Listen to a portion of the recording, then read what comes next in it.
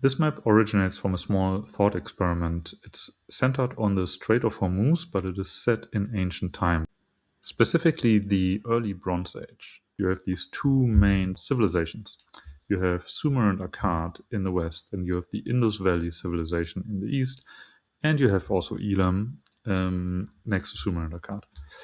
And these two civilizations definitely traded with one another through the Strait of Hormuz, because the other route would be through Iran, which is mountainous and difficult to traverse, and sea, anyways, is always faster.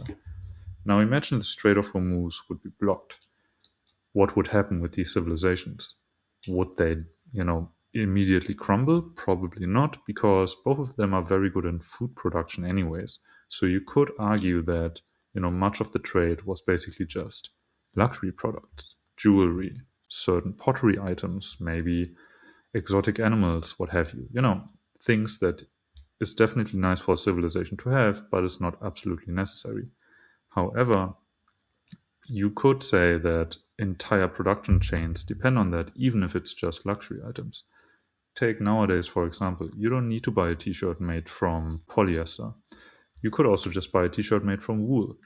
But since the entire production chain is already created on this basis, if all of a sudden you wouldn't get the raw resources anymore, a lot of people would lose their jobs. And all of a sudden you have to pay more for t-shirts because, a certain kind of t-shirt is no longer available. And so there would be definitely some disruption there. Anyways, those were only my thoughts. Let me know what you think. If the Strait of Hormuz was all of a sudden closed during the early Bronze Age, what would be the impact? Which cultures would be impacted? Which resources would flow differently? Let me know what you think in the comments. I'm very excited to have that discussion.